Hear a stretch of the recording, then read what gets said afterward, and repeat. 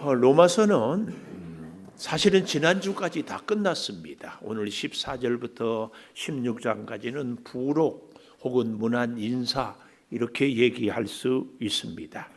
로마서는 바울이 1차 전도 여행, 2차 전도 여행, 3차까지 다 끝내고 고린도 교회에 있으면서 로마에 늘 가고 싶은데 이러저러한 일로 가지 못해서 먼저 편지를 보내는 것이 로마서입니다. 이제 우리가 다음 주에 보게 되겠지만 22절 먼저 가볼까요? 15장 22절. 그러므로 또한 내가 너희에게 가려 하던 것이 여러 번 막혔다. 우리 같으면 이렇게 일이 잘 안 되면 하나님의 뜻이 아니구나 그리고 포기할 텐데, 바울은 여러 번 막혀도 계속 가고 싶어 합니다. 왜 그럴까요? 복음을 전하는 것이 바울에게 있어서 사명이기 때문에 그래요. 여러분, 사명인지 아닌지 우리가 구분할 수 있는 것이 있어요. 그 사명의 첫 번째는요, 내가 하는 일을 내가 아주 좋아하는 것이 하나님이 내게 맡겨준 사명이에요. 이 반주하는 우리 문화원 청년, 우리 최민영 권사님 어때요? 피아노 치면 막 짜증 나세요? 좋죠. 스트레스도 풀리고. 나는요, 이 악기 하는 분들을 대단해요. 하루에 막 5시간, 6시간, 심지어 10시간 막 피아노만 치고. 제가 그걸 알고 나서는 아이고, 저 노력이면 서울대학 가겠다. 근데 어떻게 그렇게 열심히 치냐 그러니까 그게 재밌대. 하나님이 우리에게 주신 사명은요, 그 일을 하면은 재밌어요. 두 번째, 사명인지 아닌지 알 수 있는 것. 그렇게 재밌지만요, 반드시 훈련받지 않으면 사명이야 감당할 수 없습니다. 연습, 훈련이죠. 제가 군대를 못 가서 군대 갔다 온 분들은 존경하는데, 그중에 특히 제가 육군사관학교 나온 분들은 아주 육사 대단하잖아요. 근데 육군사관학교를 수석 졸업했어도요, 훈련받지 않으면 소위 임관 할 수 없고 장교 할 수 없고 군인 할 수 없습니다. 훈련, 아무리 그가 능력이 있어도 훈련받지 않으면. 저는 그런 면에서 우리 찬양대에 너무 감사해요. 집에서도 연습한다며요. 고개 숙이지 말고 아멘 하세요. 훈련. 그러니까 사명은요, 반드시 두 번째는 훈련이 있어야 돼요. 첫 번째는 뭐라고요? 내가 아주 좋아해야 돼요. 두 번째는 훈련을 받아야 되고, 세 번째는 하나님께 영광이 돼야 돼요. 내가 사명이라고 하면서, 전에 제가 교육전사를 처음 갔는데 그 교육 권사님은 자기는 은사가 찌르는 은사래. 그래서 온 교인들을 다 찔러.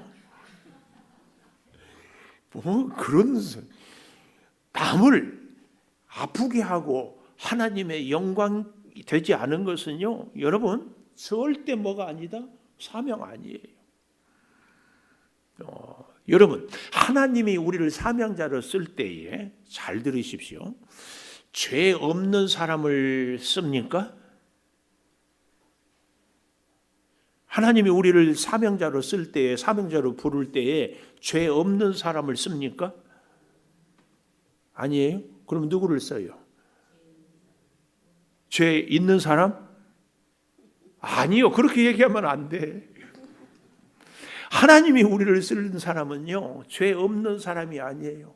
모세도 애굽인을 쳐 죽인 살인자였고, 야곱은 이루 말할 수 없고, 오늘 나온 바울도 스데반을 죽였고, 다윗 바세바를 범했고, 아브라함 믿음의 조상이지만 자기 아내를 누이라고 속이고. 도대체 그럼 하나님이 죄 없는 사람을 안 쓰면 누구를 쓰는가? 어떻게 알았어요? 은혜 받은 사람을 써요. 은혜 받은 사람. 죄 없는 사람을 안 쓰니까 죄 있는 사람을 쓴다 이러면 안 돼요. 죄가 있지만 은혜를 받은 사람을 써요. 은혜 받은 사람은 회개를 하고, 은혜 받은 사람은 하나님이 아니면 살 수 없고, 이런 사람. 그래서요, 은혜는 이게 은혜입니다. 전혀 자격 없는 사람에게 값없이 선물을 주는 것이 은혜예요. 우리로 말하면은 도저히 우리가 예수님의 은혜로 구원받을 자격이 눈꽃만큼도 없어요. 우리의 행실도 그렇고, 우리의 성품도 그렇고, 우리의 혈통도 그렇고, 우리의 능력도 그렇고, 우리의 지식도 그렇고, 우리가 물질을 사용하는 것도 그렇고, 우리의 말하는 것도 그렇고, 하여튼 하나도 내세울 게 없어요. 그런데 하나님이 우리를 예수 그리스도의 피로 값주고 살려주었어요. 구원받았어요. 제가 로마서에 보면은요, 여러분 이런 말씀이 나와요. 하나님께서 에서는 미워하고 야곱은 사랑하였다. 기준이 뭐예요? 둘은 쌍둥이예요. 둘은 쌍둥이. 엄마 아빠도 같아요. 같은 날 태어났어요.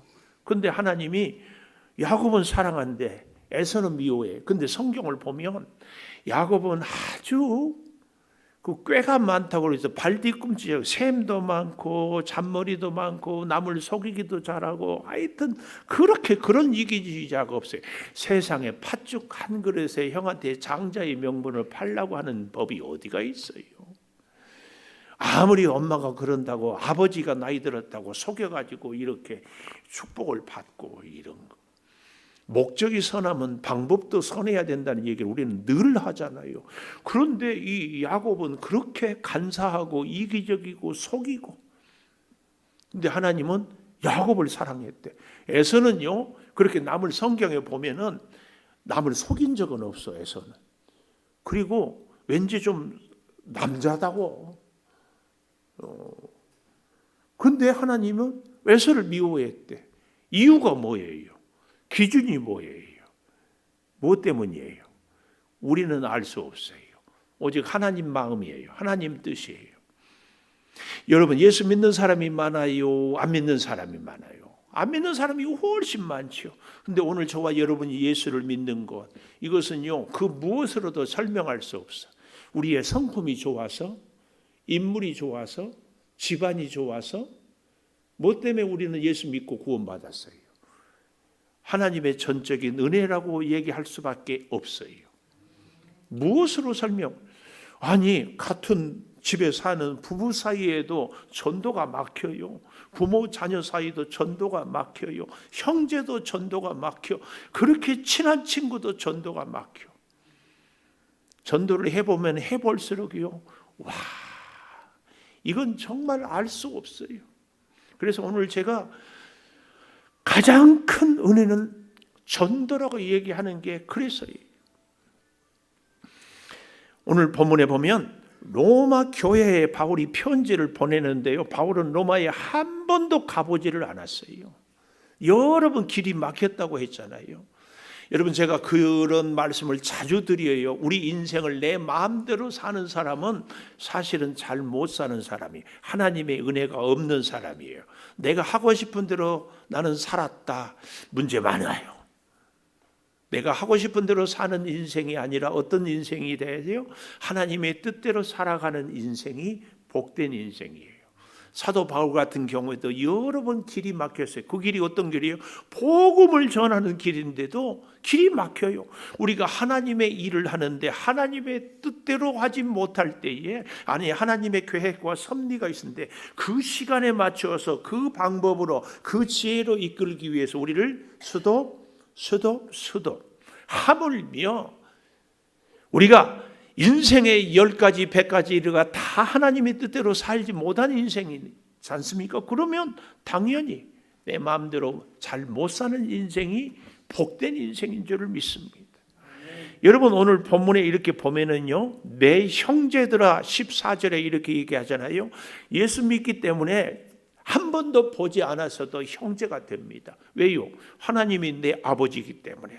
그래서 너희가 스스로 선함이 가득하고, 이 말은 하나님의 은혜가 없다는 얘기가 아니고 하나님의 은혜 앞에서 고백하고 하나님의 은혜로 이제 하나님의 그 사랑을 따르기로 깨닫는 사람에게, 그래서 그들이 자원하여 선함이 가득하고, 여기서 말하는 그 선함은 우리 윤리 도덕적인 것이 아니고 하나님의 은혜로 살겠다고 할 때의 그 선함입니다.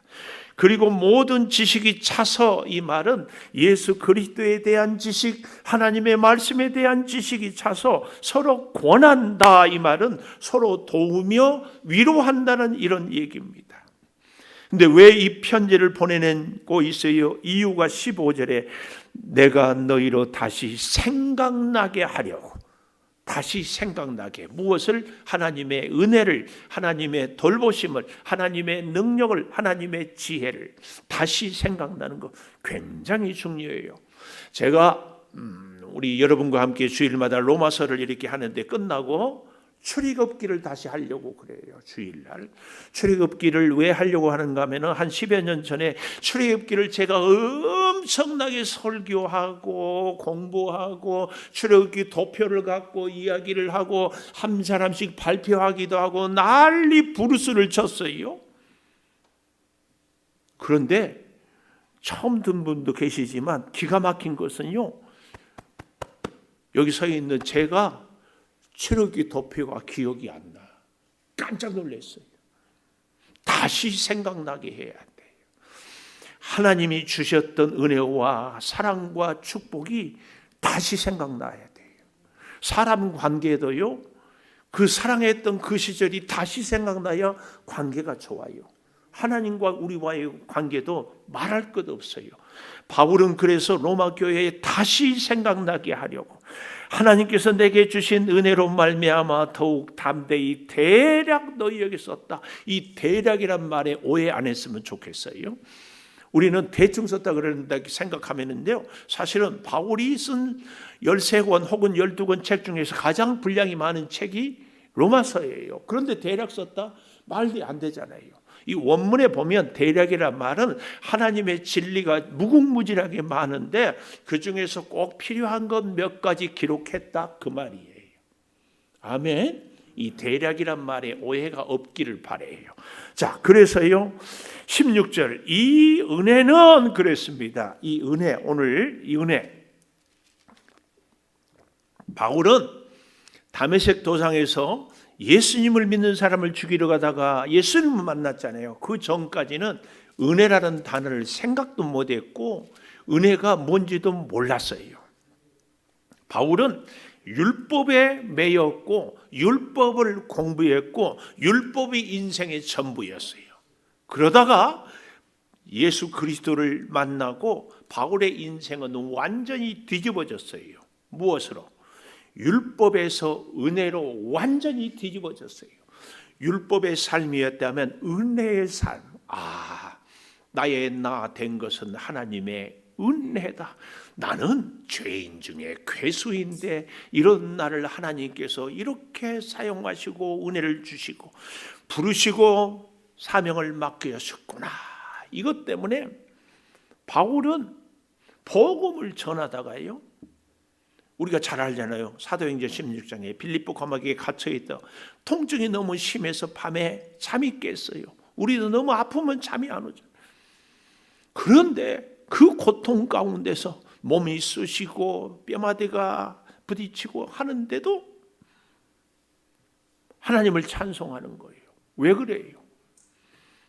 은혜에 감격하여 스데반을 죽이고 예수 믿는 사람을 죽이려고 했던 죄인 중에 괴수를 나를 은혜로 구원받게 해줄 뿐만 아니라 복음 전도자로 써주신 것이 너무 감사했어요.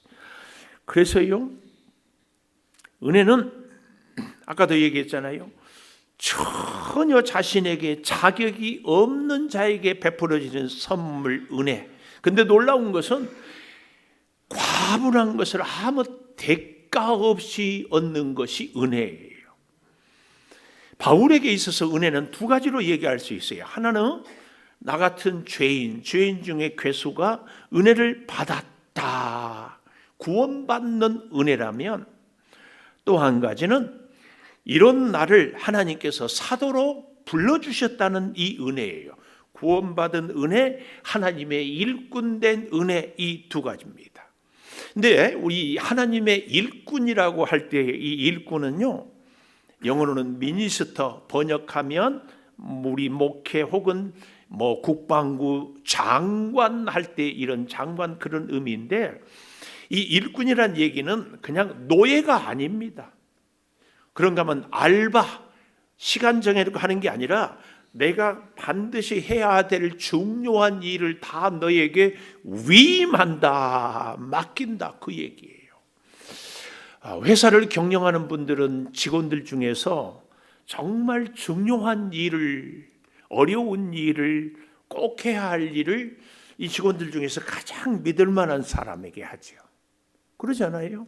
사실은 어쩌면 그러지 않을까 싶어요. 아주 직원이 기술은 좋은데 믿을 수가 없다. 그러면은 중요한 일을 맡길 수 있을까에 대해서 저는 회사를 경영 안 해봐서 모르기는 한데 좀 망설여질 것 같아요. 만약에 그 일을 기술은 좋은데 해가지고 빼돌린다든지 혹은 회사에 피해를 끼친다든지, 근데 그것도 머리가 좋으니까 감쪽같이 해버린다면 곤란하잖아요. 오늘 여기 일꾼은 하나님께서 바울을 일꾼 삼았다는 얘기는 바울을 믿어줬다는 얘기예요. 바울에게 있어서 가장 귀한 것은 바울을 믿어주는 거예요. 로마서 3장 24절에 보면 바울은 자기 자신에게 이렇게 얘기해요. 하나님, 아니 아버지, 아니 그리스도 예수 안에 있는 속량, 죄의 대가를 지불함으로 말미암아 하나님의 은혜로 값없이 의롭다 함을 얻은 자 되었다. 아무 대가를 지불하지 않았는데 예수 십자가로 내가 죄인에서 의롭다, 죄가 없는 것이 아니라 하나님이, 예수님이 의롭다 인정을 해주는 거예요. 그리고 사도로 불러줘요. 제가 직원 얘기를 했잖아요. 가장 믿을 만한 사람, 내가 없어도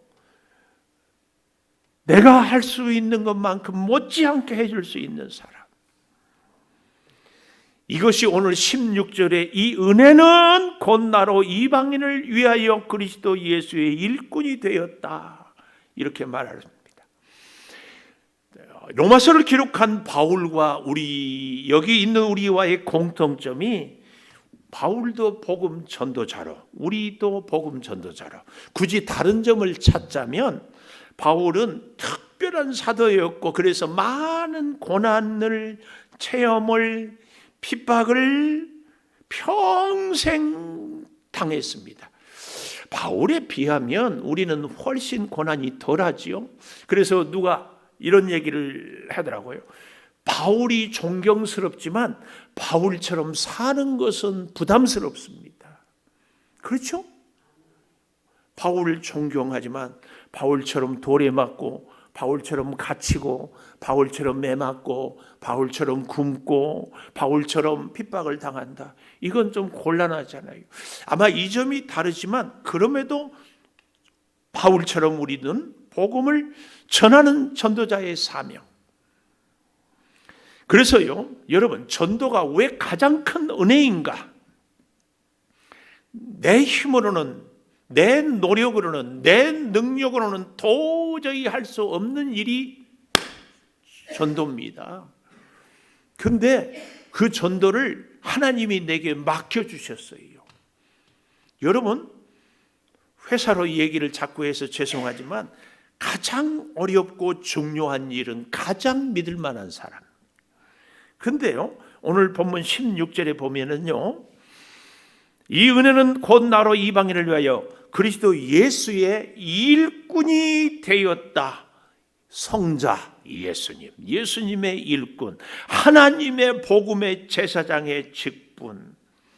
하나님은 우리를 복음의 제사장, 그러니까 예수님, 하나님 두 분, 그 외에요. 그 다음에 보십시오. 성령 안에서 거룩하게 되어 받으실 만하게 하려 하심이라. 그러니까 전도는요, 하나님, 예수님, 성령님 세 분의 합동 작전이 계속 같이 이렇게 중차대한 일을 우리에게 맡겼어요. 그러니까 우리 성도에게 최고의 은혜는 전도입니다. 할렐루야. 마태복음 28장에도 보면은 세상 끝날까지 내가 너희와 함께 한다고 했는데 왜요? 아버지와 아들과 성령의 이름으로 세례를 주게 하려고. 그래서 하나님과 함께 하기를 원하는 사람, 아니 하나님께서 언제나 나와 함께, 하나님도 예수님도 성령님도 함께 하기를 사모하는 사람은요 간단해요. 뭐 하면 돼요? 전도하면 돼요. 근데 놀라운 것 잊지 마십시오. 그 전도는 절대로 내 능력, 내 의지가 아니고 하나님의 은혜가 아니면은 할 수 없습니다. 하나님, 예수님, 성령님이 합동작전을 해서 그 일을 이루는 일이 얼마나 귀합니까? 이 귀한 일꾼의, 아니 이 귀한 일의 일꾼으로 부름받았어요, 우리 애가. 나 같은 죄인이 어떻게 이 귀한 일을 할 수 있습니까? 생각만 해도 감격의 눈물이 나옵니다.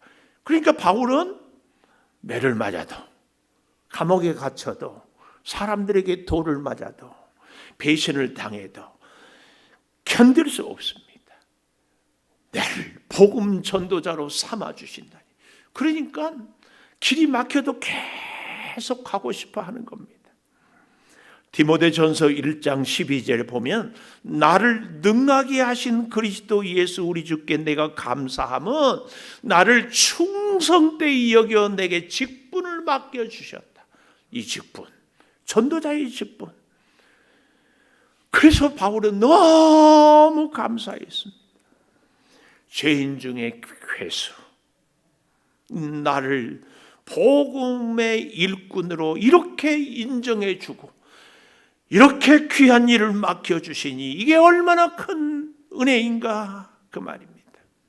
그래서 디모데전서 1장 14절에 우리 주의 은혜가 그리스도 예수 안에 있는 믿음과 사랑과 함께 넘치도록 풍성하다.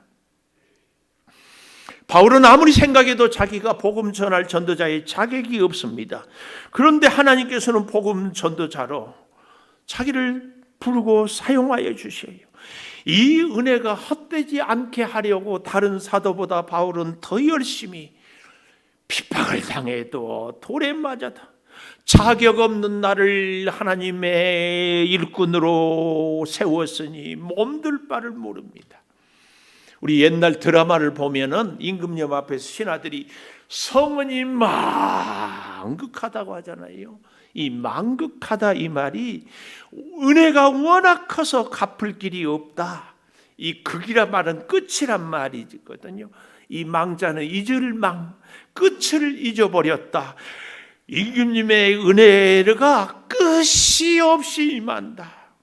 아마 바울이 이 망극하다는 은혜를 알았으면, 이 단어를 알았으면 하나님의 은혜가 망극합니다 이러지 않았을까 싶어요.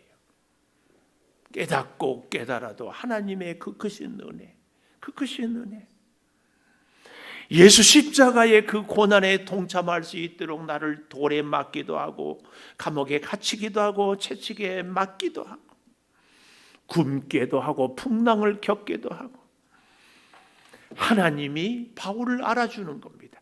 바울을 알아주는 하나님이 이 자리에 있는 우리도 알아주십니다.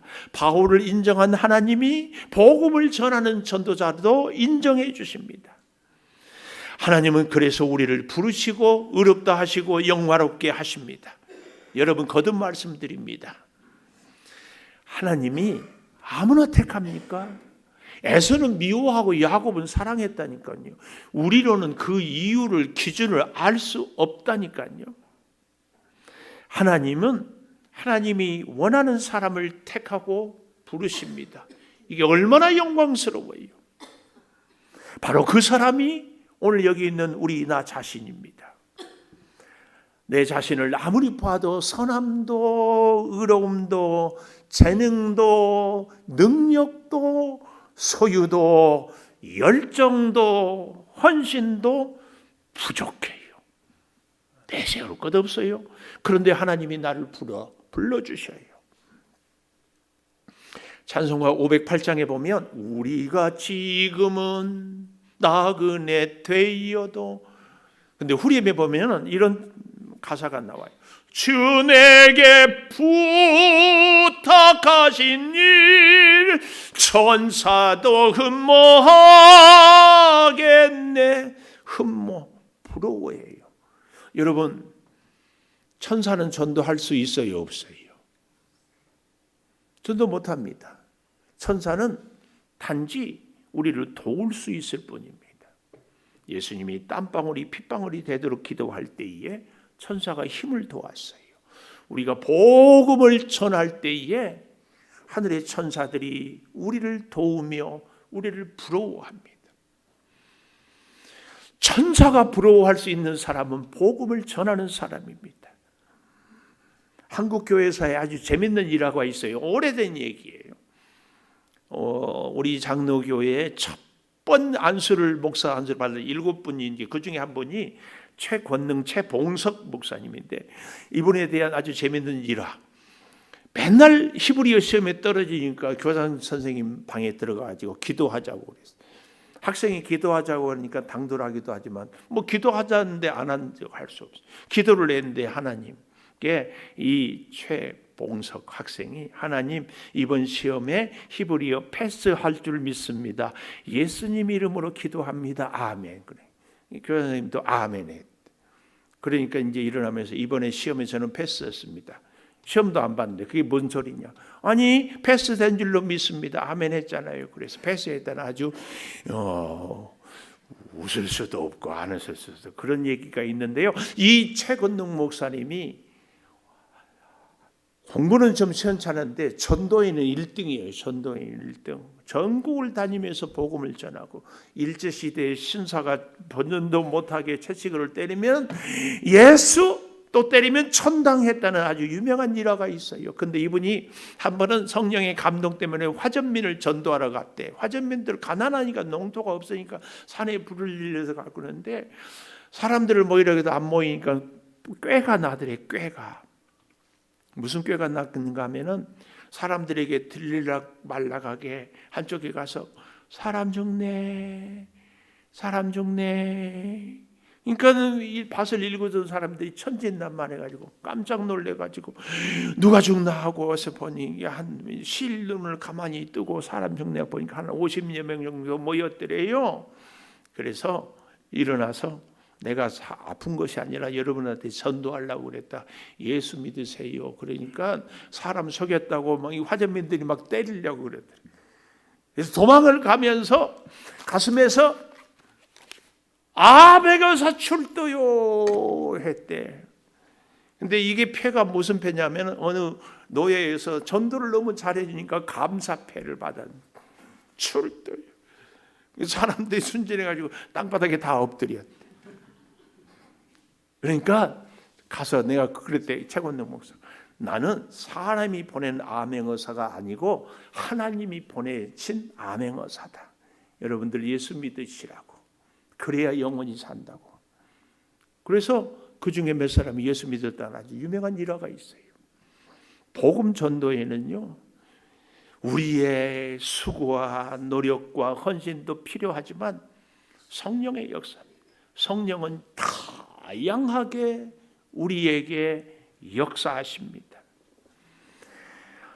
여러분, 전도는 우리 인생에 하나님의 은혜를 받을 수 있는 가장 큰 무기요, 비밀이고 능력입니다.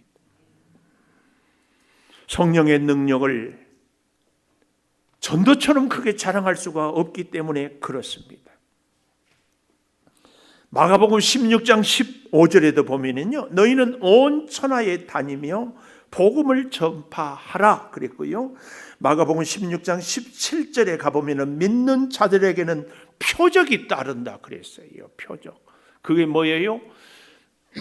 내 이름으로 귀신을 쫓아내며 새 방언을 말하며 18절 뱀을 집어올리며 무슨 독을 마실지라도 해를 받지 아니하며 병든 사람에게 손을 얹은즉 나으리라.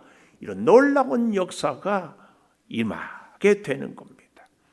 물론 우리가 복음을 전하다가 병에 걸려 우리 선교사님들이 순교하기도 합니다마는 성경에 아니 우리 사복음서에, 아니 하나님의 역사의 현장에는 전도하는 현장의 기적이, 전도하는 현장의 능력이 반드시 있었습니다.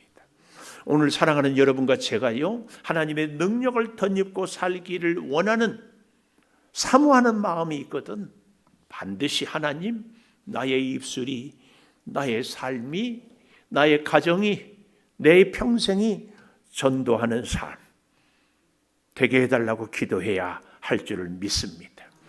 복음은요, 부모도 의사도 선생님도 누구도 고치지 못한 사람을 고칠 수 있는 능력이 있습니다. 예수 믿고 변화된 사람들의 은혜입니다. 특별히 저는 이 땅에 많은 이 젊은이들, 우리의 다음 세대가 다 사라지고 있잖아요. 복음에 논산 연무대 교회가 한 6천 명이 들어간대요. 그래서 그 논산 연무대 교회에 굉장한 찬양의 동영상이 있어서 이 시간에 보면서, 사랑하는 여러분, 성령은 아주 세미하게도 역사하지만 크게 역사하기도 하고요, 성령은 아주 능력 있는 사람, 세상에서 내세울 것이 많은 사람에게도 역사하지만 정말 약하고 보잘것없는 사람을 통해서도 역사합니다. 오늘 동영상을 보면서 우리 청년 주일에, 우리 청년들, 우리 다음 세대, 이 시대의 가장 우리 한국교회의 비극이 우리의 자녀들이 예수를 안 믿어요. 예수를 안 믿어.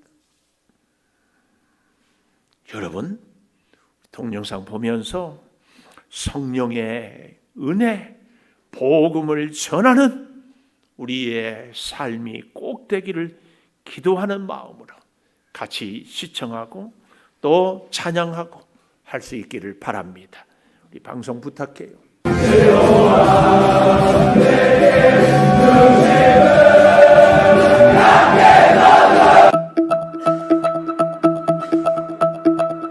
조금 더 켜보세요, 볼륨을.